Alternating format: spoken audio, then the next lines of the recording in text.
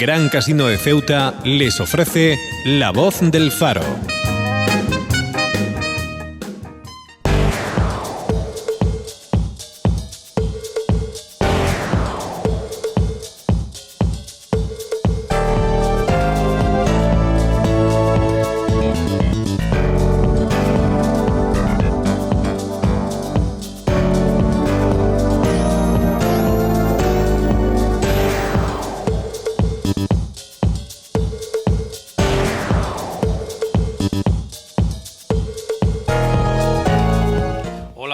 De nuevo a los oyentes de COPE, de la cadena COPE, y a los espectadores que nos siguen a través de Faro TV. Vamos hoy con nuestro programa de entrevistas. Tenemos hoy en nuestro estudio a Julio Basurco. Bueno, no sé si habrá alguien en Ceuta que no te conozca, porque estás constantemente en los medios de comunicación. Cuando no estás con un artículo, estás dando una rueda de prensa, después estás en tus círculos los fines de semana, en vez de, como todo el mundo, ¿no? Viendo la final de la Champions, tú con tus círculos constantemente. Bueno, también vi la final de la Champions. Vi la segunda parte, la primera no la vi. Pero seguro que hay alguien que no me conoce. Bueno, muy buenos días. Bueno, ¿y al final qué? ¿Saliste contento del resultado de la Champions o...? Me era indiferente. No soy ni del Atlético de Madrid ni del Real Madrid, por lo tanto me da igual. Bueno, siempre tengo un sentimiento antimadridista, así que eso me molesta un poquillo, pero me daba un poco igual, la verdad. Bueno, dentro de un mes también vamos a tener ahí una final importantísima. Dentro de un mes vamos a intentar decidir, ¿no?, cuál va a ser el gobierno para los próximos 4 años, el próximo 26 de junio. ¿Cómo ves esta repetición de la campaña? ¿Qué vais a poder aportar a los ciudadanos que no se dijera ya el pasado 20 de diciembre? Bueno, nosotros creo que tenemos que seguir con el mismo mensaje que para las elecciones del 20D, ¿no? Un mensaje de lucha contra la austeridad. En este caso creo que tanto Podemos como Izquierda Unida hemos sabido hacer un clic, hacer un movimiento en el que somos los únicos que hoy también, en cierta manera, mostramos u ofrecemos algo nuevo, esa posibilidad real de ganar al PP. Creo que hoy es más palpable que hace unos meses y, por lo tanto, por nuestra parte, a dejar toda la carne en el asador y a intentar ganar las elecciones porque lo necesita este país. Bueno, en las anteriores elecciones teníais todo a vuestro favor. Yo creo que sí. Al menos a la hora de después de la noche del 20 de diciembre, hacer la valoración, ¿no? No había nada con que compararos. No podíamos decir hemos subido, hemos bajado. Por lo tanto, todo era éxito. En esta ocasión tenéis la experiencia, tenéis los resultados del 20 de diciembre. Hay que ver en Ceuta cómo es la respuesta el 26 de junio, si hay mayor aceptación o no. Y a nivel nacional también habrá que empezar a contar diputados y hacer comparaciones. Inicialmente, cuando ya definitivamente se dio por finalizado el plazo para la negociación, parece ser que el partido que peor expectativas tenía era Podemos. No sé si esto se podrá dar un poco la vuelta en la campaña electoral. Yo creo que en las anteriores elecciones me gusta mucho una expresión de Íñigo Errejón cuando habla de empate catastrófico. Tuvimos un resultado en el cual las fuerzas del cambio no teníamos la suficiente fuerza, valga la redundancia, para digamos, aplicar esas políticas de cambio, y las fuerzas de la restauración, las fuerzas restauradoras, las fuerzas del inmovilismo tampoco tenían la suficiente fuerza como para blindarse. Entonces se quedó un poco la cosa como en tierra de nadie, ¿no? Y entonces nosotros afrontamos estas elecciones como una especie de desempate. Por eso el movimiento con Izquierda Unida. Pensamos que es absolutamente injusto que, por el modelo electoral que tenemos, por el sistema electoral, una fuerza con casi 1 millón de votos se traduzca en 2 escaños, en 2 diputados, y por lo tanto estamos una de nuestras motivaciones, nuestra responsabilidad era que ese 1 millón de votos se transformara en un resultado mucho más adecuado a ese número de votos, ¿no? Por lo tanto, como decía antes, ¿no? No queda otra que afrontar estas elecciones con la idea de ganar. Nosotros siempre salimos a ganar y no pensamos ni en encuestas, ni en posibles lucubraciones, ni nada por el estilo. A ganar y... Bueno, ahora tenemos que hablar también del tema de Izquierda Unida, del pacto y sobre todo cómo os ha valorado aquí la opción, la oferta que habéis hecho en Ceuta a los simpatizantes y miembros de Izquierda Unida. Pero también a nivel interno, ¿tú crees que estas elecciones va a servir para aclarar un poco las cosas dentro de Podemos, en esas dos corrientes que se intuyen, ¿no? Por un lado Iglesias y por otro lado Errejón? Yo creo que son dos corrientes falsas. Evidentemente, las personas son diferentes personas y tienen opiniones distintas. Pero en cuanto a la cuestión estratégica, la cuestión frente al pacto que hay que ofrecerle al PSOE, la cuestión, digamos, global, pocas personas coinciden más que Íñigo Errejón y Pablo Iglesias. No, y los que lo llevamos siguiendo bastantes años, incluso antes de Podemos, estamos bastante seguros de ello. Me refiero a que si hay un éxito por parte de Podemos, hay más votos, hay más diputados, bueno, pues Iglesias, digamos que salía reforzado, ¿no? Si hay menos votos, igual quizás es el momento de que Errejón diga, bueno, es que habría que haber llegado a un acuerdo. Es que no creo que tengan posturas diferentes, por lo cual no creo que si uno sale reforzado el otro salga perjudicado. Creo que al contrario, creo que están en el mismo barco. Pienso que desde nuestros adversarios políticos se ha pintado un dibujo, una película, que no es algo nuevo, una estrategia muy clásica en política, ¿no? La del divide y vencerás, la de pintar que existen dos almas en un partido. Esto ya se hizo por parte del PSOE contra la Izquierda Unida de Julián Guita, cuando surge el partido de la nueva izquierda, con Nicolás Sartorius, Cristina Almeida, López Garrido, que luego fue ministro de Zapatero. Se pintaba una película, como digo, en la cual estaban unos dogmáticos, radicales, intolerantes y fanáticos liderados por Julián Guita, que por cierto era la mayoría de Izquierda Unida porque era una cuestión votada, y luego estaban los partidarios de pactar con el PSOE a toda costa, de ser una muleta del PSOE, de darle al PSOE lo que dijera, lo que pidiera, que eran López Garrido, Almeida y Sartorius, que era pintado como la gente moderada, la gente sensata, etcétera. Siempre era para sencillamente debilitar al sector mayoritario del partido. En este caso se hace lo mismo, ¿no? Se pinta un sector del partido liderado por Pablo Iglesias que es intransigente, que hay que acabar con él porque es gente que no está dispuesta al diálogo, y luego está la gente como Íñigo Errejón más moderada, ¿no? Sale Pedro Sánchez diciendo que se entendería mucho mejor con Íñigo Errejón, y sale Íñigo Errejón desmintiéndole, diciéndole: Pedro, no te equivoques, estoy con Pablo al 100%, y nuestras diferencias son diferencias de opinión como puede haber en cualquier partido, que es sano. Lo que ocurre en Podemos es que nuestras diferencias de opiniones son públicas, nuestros debates son públicos, pero en cuanto a cuestión estratégica, cuestión global, no hay diferencia entre Íñigo Errejón y Pablo Iglesias, créeme. Bueno, es cuestión de tiempo, a ver si tiene razón lo que dices o no tiene razón. Volviendo a apoyos y a cartas en blanco, ¿no? O apoyos a cambio de nada. La oferta que se hizo aquí a Izquierda Unida en Ceuta ha sido finalmente rechazada, y el argumento es precisamente ese: a cambio de que la gente, los militantes de Izquierda Unida, tenemos que apoyar a Podemos, colaborar con ellos en la campaña, ¿a cambio de qué? Cuando no podemos participar en la lista, la confección de las listas al Congreso y al Senado. Bueno, Eso fue el argumento de ellos. En cambio, por el otro lado, en la otra postura tenemos a Caballas, donde se vuelve a repetir su apoyo, no sé si cómo calificarlo, altruista o convencido, o el apoyo a la causa, ¿no? Nosotros en ese caso, con las fuerzas políticas locales, sea Caballas o el MDC, hacíamos una simple pregunta: ¿quién queréis que gane a nivel estatal? Sencillamente. Y si queréis que en este momento histórico ganen las fuerzas del cambio representadas por Podemos y sus confluencias, colaborar con nosotros. Pero esa pregunta también la podía hacer, por ejemplo, Izquierda Unida, ¿no? ¿Quién queréis que gane? A eso voy. Y con Izquierda Unida ya hay un pacto a nivel estatal, y por lo tanto, bueno, valoramos a la hora de enfrentar las negociaciones, valoramos qué fuerza tenía cada partido en Ceuta, ¿no? Qué implantación tenían. Y hombre, a mí no me parece demasiado sensato que una fuerza política que apenas tuvo 500 votos en las anteriores elecciones pretenda imponernos algún candidato de ellos a nosotros, cuando además nuestros candidatos no son gente impuesta, como se dice, sino gente que ha salido a través de unas primarias abiertas en las que podía participar cualquier persona, cualquier ciudadano. Fíjate que Caballas sí que os dio a vosotros el apoyo ese, claro, que no dais vosotros a Izquierda Unida, cuando en las anteriores elecciones no tenía ningún voto, no Pero tenía nada. No entiendo que nosotros le demos a Izquierda Unida. Sí, por ejemplo, en las anteriores elecciones Caballas os dio su apoyo cuando vosotros no teníais posibilidad de tener ningún voto, porque era la primera vez que concurríais a las elecciones, teníais unas expectativas. Y a cambio de nada Caballas os dio el apoyo, ¿no? Entonces, quiero decir, si comparamos la situación actual con la situación de hace unos meses, vosotros estáis ahora mismo, hace unos meses estaríais en la misma situación que Izquierda Unida ahora. Bueno, un partido sin votos, un partido sin representación, un partido no comparto lo de ninguna posibilidad de tener votos. Creo que ya con el mismo nombre de Podemos y con lo que me refiero a que no tiene, porque es que no había. Sí, porque no teníamos un precedente, digamos. Exactamente, no se había presentado. Es imposible tener votos cuando no se presentaban unas elecciones. Pero creo que con Izquierda Unida el caso es muy diferente. Quiero decir, nosotros a Izquierda Unida lo que le ofrecimos fue trabajar codo con codo en una campaña, porque era el único debate. Si hacíamos campaña conjunta o campaña separada, es decir, la coalición ya estaba hecha.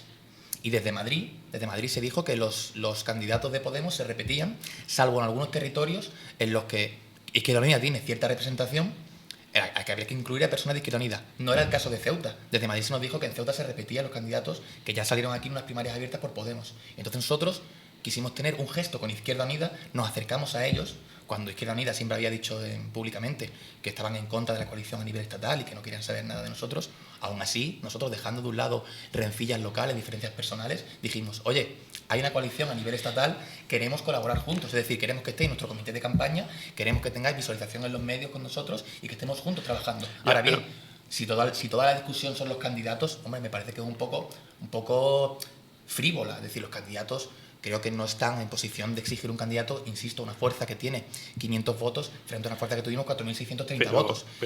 Y cuando más aún desde Madrid se dice que en Podemos se repiten candidatos, salvo en algunos territorios muy concretos. Ya.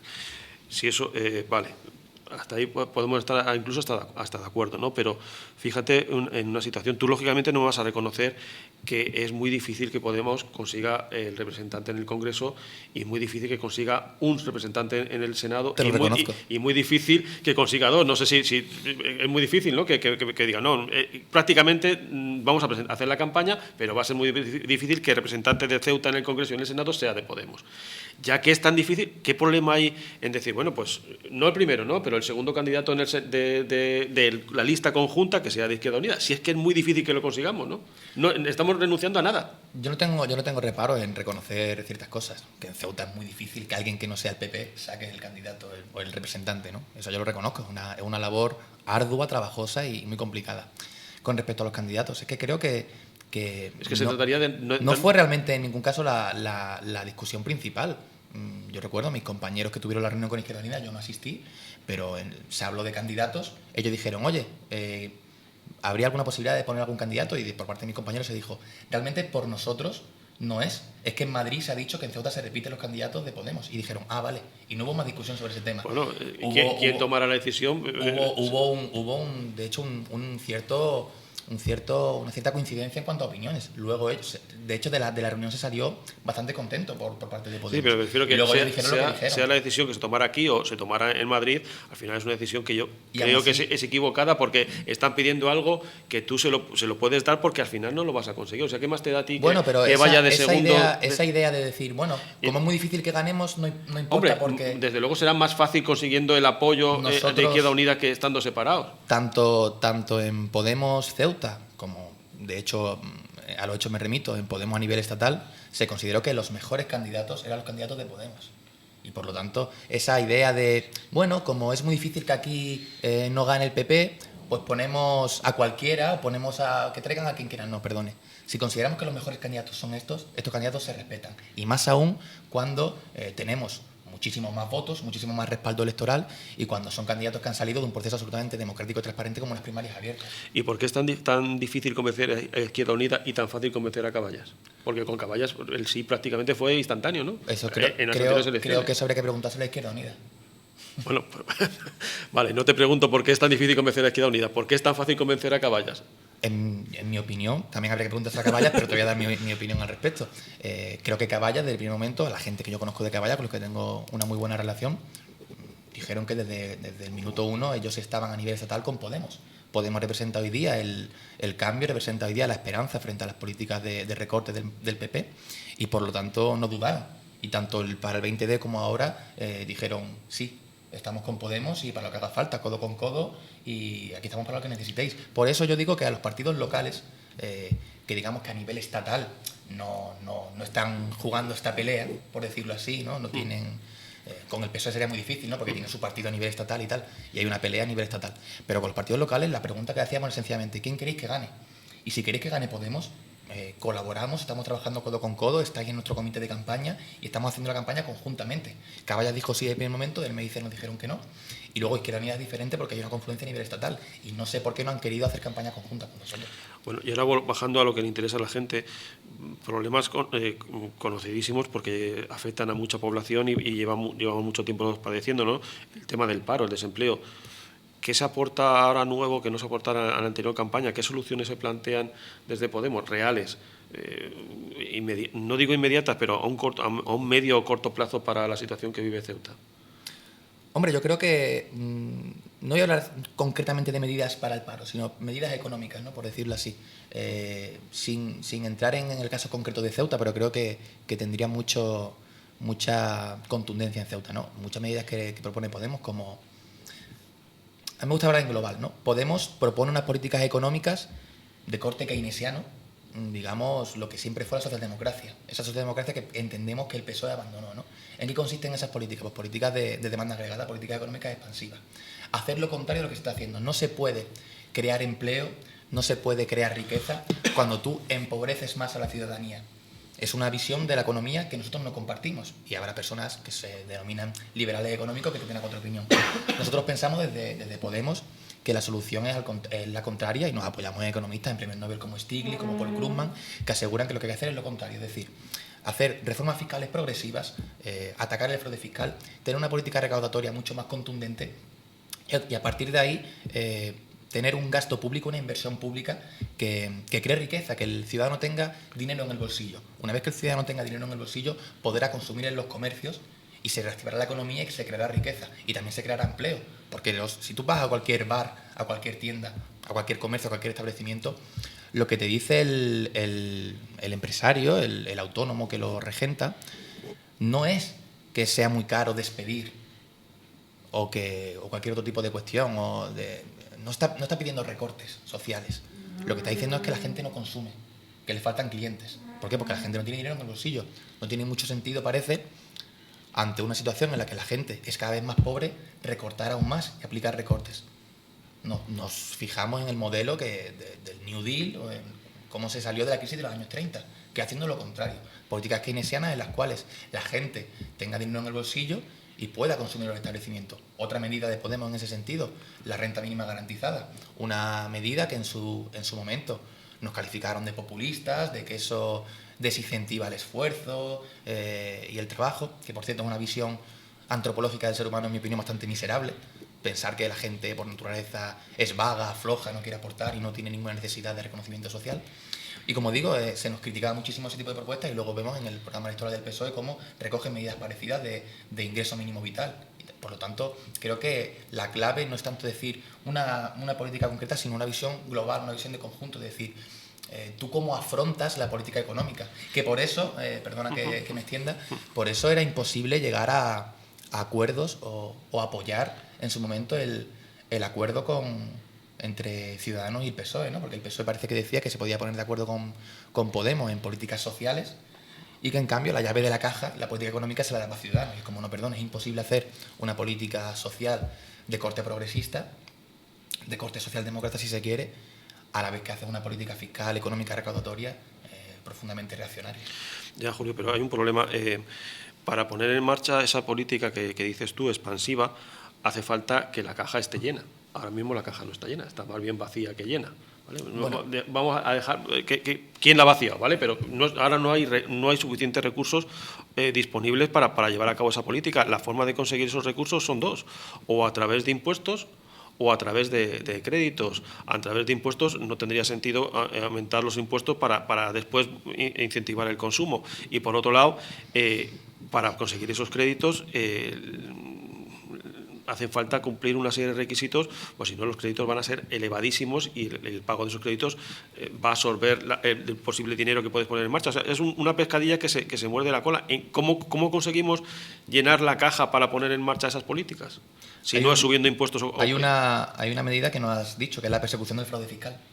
Vale, la persecución del fraude fiscal es importantísimo. Un dato muy importante. Pero no sé si eso sería suficiente para solucionar el problema. No tengo aquí los datos en miles de euros, pero sé que es un dinero bastante importante.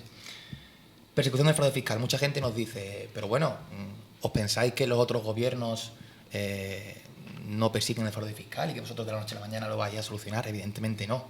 Pero creo que sí es posible acercarlo a niveles europeos. En España tenemos creo que un 24 o 25% del PIB. Vale, lo acercamos a los niveles europeos, pero ¿eso va a ser suficiente para llenar la caja? Déjame que termine, por favor. Y tenemos, como digo, un 24 o 25% del PIB, cuando los niveles europeos son en torno al 15%. ¿Y eso por qué es? ¿Porque los españoles somos más malos? No, sencillamente porque aquí no se persigue. Creo que tenemos como... por cada X ciudadanos tenemos como 2 o 3 inspectores menos de Hacienda que Alemania o que Francia. Los técnicos de Hacienda se quejan de que no se les deja hacer su trabajo, de que cada vez se recorta más, cuando lo que hay que hacer es lo contrario. De hecho, el 70 o 80% de lo que del esfuerzo en investigación de fraude fiscal se hace para los pequeños fraudes de a pie, el que pone una chapuza en B, el que pone copas en negro, en lugar de perseguir los grandes fraudes, que son el 70 o el 80% del total de nuestro fraude fiscal, ¿no? Nosotros proponemos que se haga al contrario. De ahí, no he traído los números, pero sé que es una cifra bastante importante. Tú dices también, a través de impuestos. Hombre, claro, es que las grandes fortunas en España no están pagando el dinero que tienen que pagar. Y nosotros aquí, lo decía el otro día Carolina Vescanza, ¿no? Decía, si es que ni siquiera es necesario, en cuanto al tema recaudatorio fiscal, cambiar la legislación o cambiar los tipos. Basta con que se cumplan. Que es que en España luego las grandes fortunas, los grandes empresarios, los grandes ricos, tienen una cantidad enorme de ingenierías fiscales para no pagar los impuestos que tienen que pagar. Y luego también has dicho una cosa que está sometida a discusión. Se dice, es un mantra muy, muy típico, ¿no? Para distribuir riqueza antes hay que crear riqueza. Ya. Pero bueno, también existen economistas keynesianos, socialdemócratas, Joseph Stiglitz, Paul Krugman, Vicente Navarro, que ha colaborado con nosotros, muchísimos otros economistas que dicen, no, perdone, se crea riqueza distribuyéndola. Por lo que decía antes, con la riqueza que hay ya en España, ya se puede comenzar a redistribuir para que esa misma redistribución multiplique, haya un efecto multiplicador, por lo que decíamos antes, porque cuando tú distribuyes la riqueza, tú distribuyes el poder de consumo y por lo tanto la gente puede consumir en los establecimientos, los empresarios ganan dinero, pagan impuestos, se reactiva la economía. Creo que son discusiones, y yo no soy economista, yo aquí tengo mis limitaciones a la hora de poder explicarlo, ¿no? Pero creo que todo viene de un enfoque diferente en cuanto a política económica. Si seguimos utilizando los mantras, los dogmas, las consignas y las verdades absolutas de aquellos que nos han llevado al fracaso, de aquellos que nos han llevado a la bancarrota, aquellos que nos han llevado a un 100% de deuda del PIB, que por cierto eso demuestra que toda la política que se ha hecho no servía para nada porque nos decían que los recortes venían porque hemos vivido por encima de nuestras posibilidades y por lo tanto había que recortar para bajar el déficit y bajar la deuda. Tenemos más deuda que nunca, con más sufrimiento social que nunca. Por lo tanto, si seguimos aplicando la misma lógica, el mismo enfoque, las mismas medidas, creo que fue Albert Einstein aquel que decía que si no quieres que el resultado sea siempre el mismo, no hagas siempre lo mismo, ¿no? Por lo tanto, nosotros partimos de la base de que la política económica tiene que ser al contrario. No se puede empobrecer más a la gente, al contrario. Hay que distribuir la riqueza que ya existe, que en España hay riqueza, y por lo tanto se reactivará la economía y se creará aún más riqueza y más empleo. En eso puede ser hasta verdad, ¿no? Pero el problema no es el qué, sino el cómo. Primero, a ti te salen las cuentas diciendo, aumentando los impuestos a las grandes fortunas y persiguiendo el fraude fiscal, es posible contar con suficientes recursos ya para poner en marcha estas políticas expansivas. A ti te salen las cuentas y después...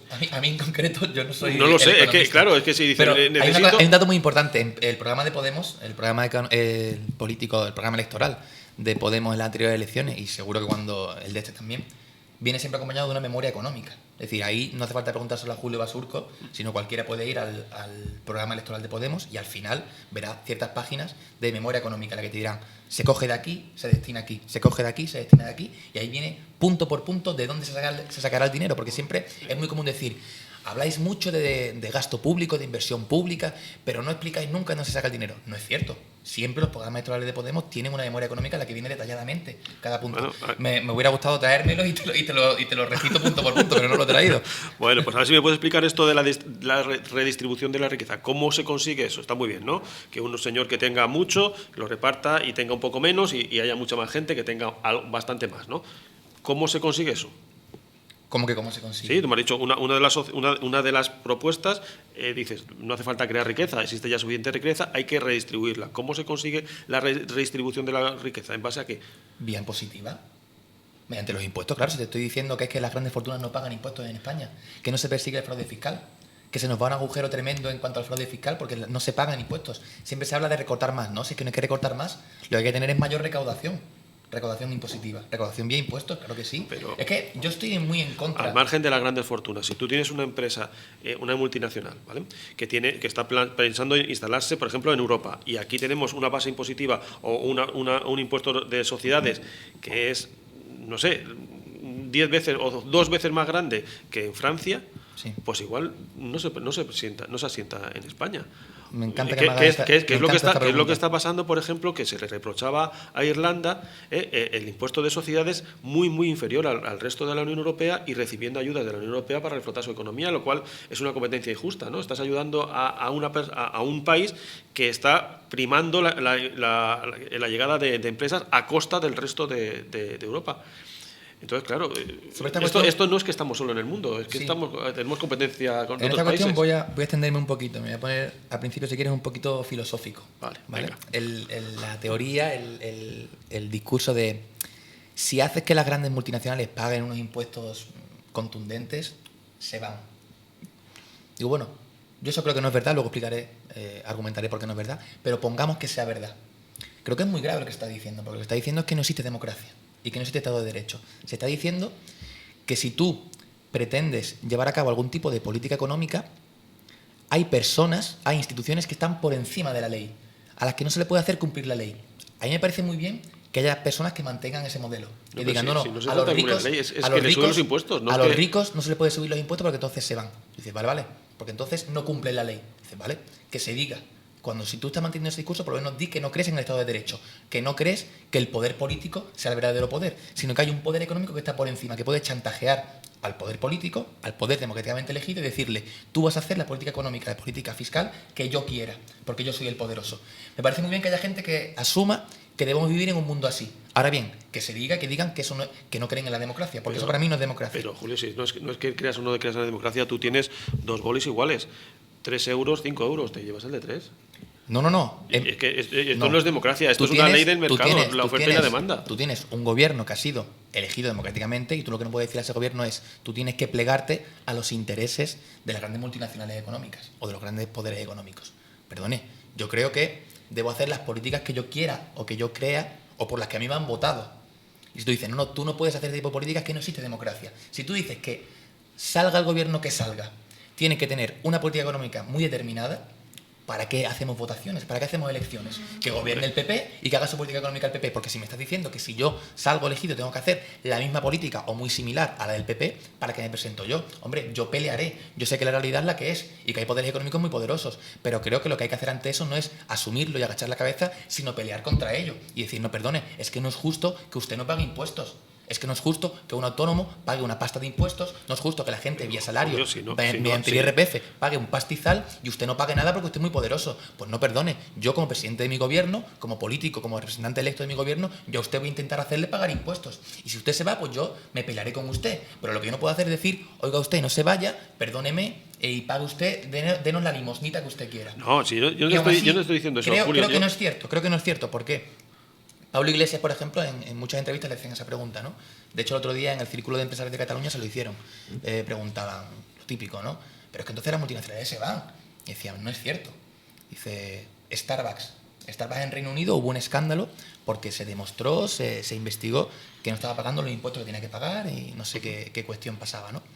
Cualquiera diría, ante eso Starbucks, bueno, se le quiso hacer pagar más impuestos, entonces cualquiera diría, Starbucks lo que hace es, bajo la persiana y me piro de aquí. No es verdad. Starbucks pagó los impuestos, pidió perdón y se quedó en Reino Unido. Dice, ¿por qué? Porque realmente las grandes multinacionales, como cualquier empresa, quieren países prósperos. Países en los que la gente tenga dinero para consumir. Yo te estoy hablando el problema no son los impuestos. Claro, el problema es que la gente tenga nivel adquisitivo. Exactamente. No son solo los impuestos son un elemento más a tener en cuenta. Pero te estoy hablando de en igualdad de situaciones. Pues, un país que nos separa mucho, hay mucha distancia todavía, menos de la que debería haber, ¿no? Pero entre España y Francia.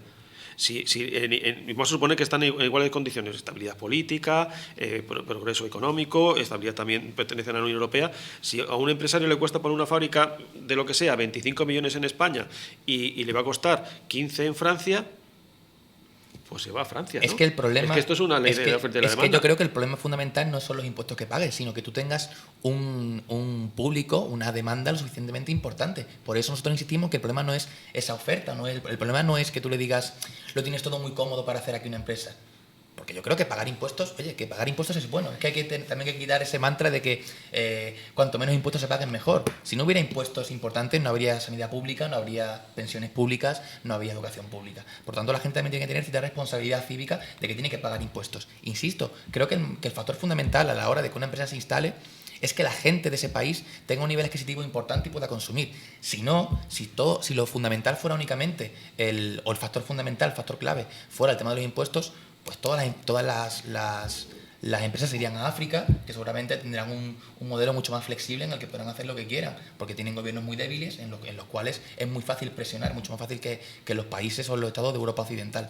Por tanto, creo que son visiones diferentes de la economía, que por lo tanto hay algunos que opinan que lo fundamental para que se cree riqueza, se cree empleo, las empresas puedan tener un mercado atractivo, es decirle que no van a pagar impuestos o que van a pagar un impuesto muy reducido, y otros piensan, porque tienen una visión diferente de la economía, insisto, yo no soy economista, en que lo fundamental no es eso, en que no pasa nada porque se paguen impuestos, los impuestos que marcan la ley, unos impuestos que en ningún caso son impuestos confiscatorios, como dice la Constitución, no pueden serlo, sino unos impuestos justos y progresivos, y que lo fundamental es que la gente tenga nivel adquisitivo y dinero en el bolsillo para gastar. Son visiones diferentes de la economía. Bueno, creo que insisto, la opción que tú me propones es la opción que marca el avance y el enfoque del Partido Popular, y creo que no ha dado muy buen resultado. Bueno, parece que estoy defendiendo al Partido Popular. No, si fueras del Partido Popular te plantearía otras cosas, pero bueno. No he dicho eso. Seguramente, ojalá cuando vengan los del Partido Popular me dirá que pareces uno de Podemos. No, pero creo que no, es bueno, que tú me pongas un poco el otro punto de vista. Claro, de todas maneras, Julio, para bueno o para malo, ya lo se verá, dentro de 4 años tenemos la oportunidad de valorar, de ver estos planteamientos, cómo se han llevado a la práctica los ayuntamientos que están gobernando por partidos políticos muy cercanos o incluso de Podemos, y ver el resultado que hay que esperar. Vamos a ver en qué queda el experimento. Igual eso merece la pena expandirlo al resto del país o decir, oye, esto por aquí no funciona. Creo que lo que sí que hemos constatado es que el experimento del Partido Popular, el experimento de la austeridad, que también hizo el PSOE con Zapatero en su segunda legislatura, ese es el proyecto, el experimento que ha fracasado realmente. Creo que a los hechos me remito. Vale, tú ponte en una situación que sí que es más factible, creo yo, ¿no? Por visto cómo está evolucionando el voto aquí en nuestra ciudad dentro de 3 años ya. Se produce una situación de ahí que ya no hay mayoría absoluta del PP. ¿Tú cómo te ves, en el caso de que si te dieras la posibilidad de sentarte en una mesa con el PSOE y con Caballas y con Izquierda Unida, que quizás ha conseguido un concejal, y llegar a un acuerdo? ¿Tú crees que todas estas dificultades que ha habido a nivel nacional, a nivel local, serían mucho más asumibles, mucho más superables? Una pregunta difícil. La verdad es que no tengo ahora mismo una respuesta muy concreta, pero no lo sé. Creo que es muy difícil vaticinar lo que podría pasar. No, me refiero a que, por ejemplo, aparte de las diferencias políticas a nivel nacional, también ha habido un encontronazo a nivel personal entre determinados líderes, ¿no? Pues se ha visto, ¿no? Entre Rajoy y Pedro Sánchez, que ha sido imposible que se sienten a siquiera hablar. También en la última etapa entre Pedro Sánchez e Iglesias. Aquí en nuestra ciudad no parece que exista esa fobia, ¿no?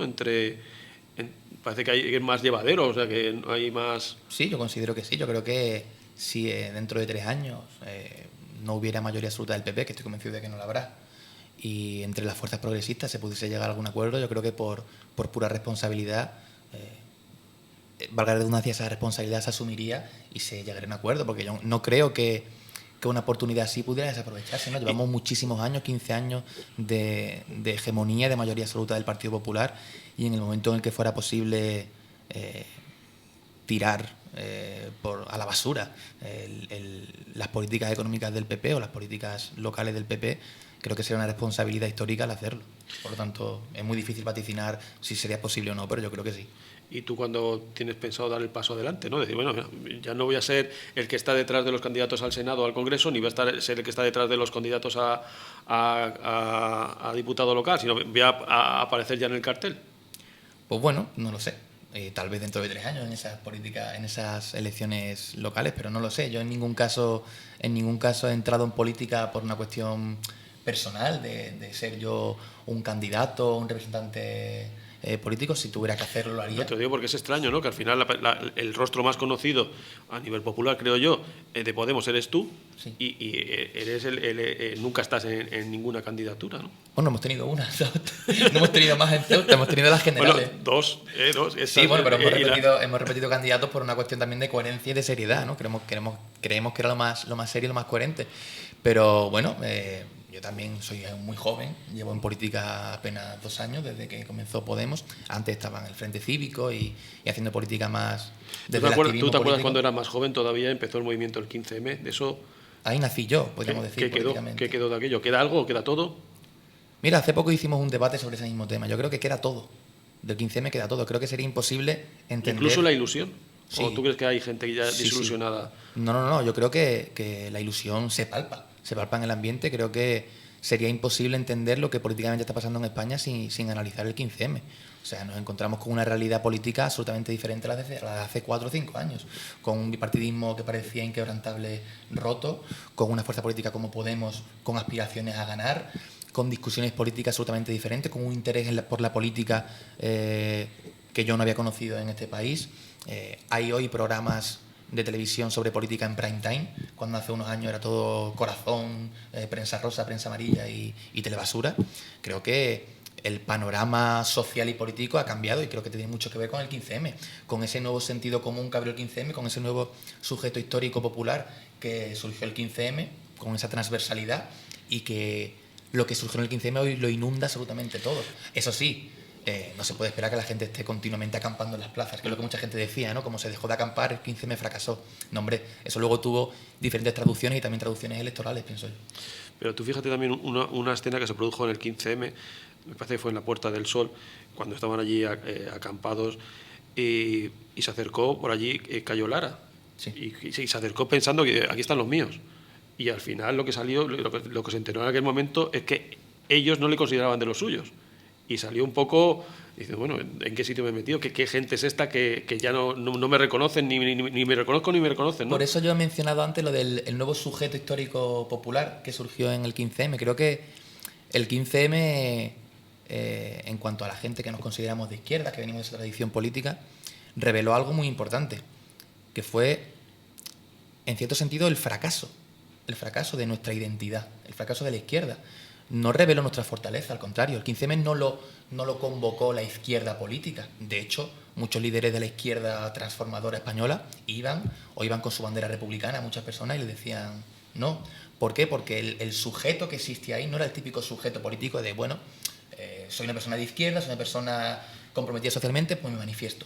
Fue algo diferente, en lo que había personas que venían de tradiciones muy diferentes, de sensibilidades muy distintas, que no se identificaban con nuestros símbolos, con nuestra manera de entender ciertas realidades, y que por lo tanto sencillamente hablaban de recuperar la democracia, de no ser mercancía en manos de políticos y banqueros, y de un montón de cuestiones transversales que lo mismo puede firmar un votante de Izquierda Unida, de Podemos, del PSOE, del PP, que de cualquier otro partido político. Por eso creo que fue una cosa que supieron leer las personas que dieron vida a Podemos, y que desde Izquierda Unida, por desgracia, no se supo leer, y que creo que hoy se está pudiendo leer con Alberto Garzón. Que salió de ahí, del 15M, Alberto Garzón. Lo que pienso es que los grandes partidos no se dieron cuenta de que por la puerta donde tienen que entrar los jóvenes que alcanzan la mayoría de edad, había dejado de entrar gente, y esa gente ha empezado a entrar en Podemos. Por eso te preguntaba, ¿no? ¿Tú crees que Podemos sigue representando a la gente del 15M, sigue siendo la entrada de la gente joven en la política? ¿O esa puerta quizás se abra otra puerta en un futuro de gente por eso decía si se mantenía la ilusión o... Sí, nosotros siempre hemos mantenido que el 15M, como todo movimiento, es irrepresentable. Quiero decir, sería muy arrogante que alguien dijera yo represento al 15M, porque es algo muy heterogéneo. Ahora bien, creo, como decía antes, que era imposible entender la realidad política social hoy sin pensar en el 15M. Sería imposible entender Podemos sin pensar en el 15M. Muchas personas empezaron a socializarse políticamente en el 15M, y es cierto que han visto en Podemos una cierta traducción electoral. En esto basta con ver los programas políticos. Seguramente muchas de las demandas que había en el 15M pues ha sido Podemos el que más ha sabido recogerlas, ¿no? Incluso el tema de regeneración democrática y de un montón de cuestiones que, como digo, no es que Podemos represente la totalidad del 15M, pero creo que es imposible entender Podemos sin el 15M. Y sí, la ilusión sigue viva. Creo que en Podemos la ilusión se palpa y se ve cada día. En las anteriores elecciones, en la campaña, bueno, creo que la campaña fue súper importante a la hora de analizar los resultados electorales. Si bien es cierto que normalmente, en momentos de normalidad política, una campaña electoral no suele ser demasiado importante, la gente suele saber cuál va a ser su voto, creo que nos encontramos en un momento histórico absolutamente diferente, en el que las campañas son muy importantes. Y creo humildemente que podemos hacer muy buenas campañas. La hizo el anterior 20D, y creo que, hablando precisamente de la ilusión, en esta nueva campaña electoral, en estas nuevas elecciones, ha sido precisamente, digamos, la realidad política de Podemos la que ha sabido inyectar esa ilusión ante la apatía de volver a repetir elecciones, de que los políticos no se han puesto de acuerdo, etcétera. Precisamente tras ese pacto, esa confluencia con Izquierda Unida, en la que la gente vuelve a tener esa ilusión, esa sensación de, oye, podemos ganar. ¿Y qué me dices de esa gente que se ha caído del carro, que las han echado del carro? Esa especie de, no sé cómo decirlo, para que no... Purgas. Que ha habido en determinados puntos del país. ¿Qué les decimos a esa gente? Bueno, no comparto el término purga, sí, porque no sé qué palabra que todos te gusta. Saben qué reminiscencias nos traen, pero creo que también es un poco un tema de normalidad democrática. Insisto que los debates en Podemos son públicos, hay diferencias de opiniones. No olvidemos que es un partido que está aún en un proceso de construcción política. Hace poco, por ejemplo, hablando de purgas, ¿no? Sergio Pascual, que había sido secretario de organización, pues ya no lo es. También porque se reconoce que ha habido muchos problemas de organización. Nosotros aquí en Ceuta también lo hemos vivido. Ha habido muchos problemas organizativos en Podemos porque, como te digo, el partido está aún en construcción. Llevamos 2 años de vida, que parece que mucha gente piensa que llevamos más, pero no olvidemos que llevamos 2 años de vida. Y como siempre dice Íñigo Errejón, nos ha tocado correr a la vez que tenemos que atarnos los cordones de los zapatos. Y es muy difícil construir un partido a la vez que tienes cada 3-4 meses una cita electoral, sea las europeas, las andaluzas, las autonómicas, las catalanas, las generales, luego otra vez las generales. Es decir, Podemos no ha parado en ese sentido y por tanto es normal que en ese proceso de construcción haya gente que se caiga, gente que se sume, igual que ha habido gente que se ha caído, mucha gente que se ha ido sumando. Por lo tanto, no tengo tampoco una valoración porque desconozco los casos concretos de ciertos territorios, pero creo que entra dentro de la normalidad democrática y política. Y ahora va y ocurre lo impensable, ¿no? Que dice Pablo Iglesias. Adiós. ¿Eso tú cómo crees que afecta al partido? Te lo digo por lo que ha pasado también con UPyD, ¿no? Por circunstancias, por fracasos o tropiezos electorales, Rosa Díez dice adiós y el partido se diluye, porque era un partido muy personalista, aunque tenía figuras también importantes, ¿no? Pero en segunda fila, era el rostro de UPyD era Rosa Díez. Sí. Aquí el rostro de Podemos... Yo pienso que, bueno, yo con UPyD creo que el partido ya se había desmoronado antes de que Rosa Díez dijera que se iba. Una opinión personal. Pero sí es cierto, comparto contigo la opinión de que ahí se revela cierta debilidad en los partidos cuando se depende tanto de la figura del líder. Y es probable que en Podemos aún tengamos ese defecto, igual que en Ciudadanos, por ejemplo. Los partidos emergentes es cierto que al no tener esa construcción bien asentada en los territorios, depende mucho del discurso y de aquel que lleva el discurso, en este caso pues las caras más visibles, sea Pablo Iglesias, sea Íñigo Errejón, digamos los portavoces más conocidos. Eso no es algo que revele fortaleza, sino debilidad, y es algo que si ocurre en Podemos habría que rectificarlo, y en eso estamos. Como digo, llevamos 2 años, y si hoy día Podemos se identifica mucho con una cara, eso es algo que hay que corregir, y que se corregirá con el tiempo. ¿Con qué resultado os daríais por satisfechos aquí en Ceuta? Aquí en Ceuta. Bueno, por satisfecho. Yo sé que soy muy ambicioso, pero yo me doy por satisfecho si gano. Lo otro no me satisface.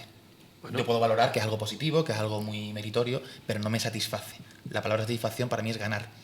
Ahora pero bien, ganar, fíjate, habría que multiplicar, pues no sé por cuánto, por 7 o por 8, no sé. Nosotros tuvimos 4.630 votos, el Partido Popular que tuvo unos 12.000. 14.000. 14.000. Bueno, por 3. Por 3, por 4. Por 4, sí, por 4. Sí, sé que es muy ambicioso y que seguramente sea muy difícil y que tal vez no ocurra, pero como me preguntas cuál es lo que a mí me satisfacería, es ganar. Ahora bien, yo soy, igual que soy optimista y soy ambicioso, soy realista, sé que es muy difícil y bueno, no sabría decirte qué resultado entenderíamos positivo. Mejorar. Creo que ya tuvimos un resultado muy positivo en las anteriores elecciones. Creo que es algo inédito. ¿Superar al PSOE, que es un objetivo más cercano, sería también un éxito? Hombre, como éxito, todo lo que sea mejorar es bueno. Ahora bien, nuestro objetivo no es, ni a nivel local ni a nivel estatal, es el de superar al PSOE. Y creo que a nivel estatal el PSOE se está equivocando de estrategia discursiva. Nos está atacando mucho, nos está dando muy fuerte. Y creo que nuestro adversario conjunto es el Partido Popular.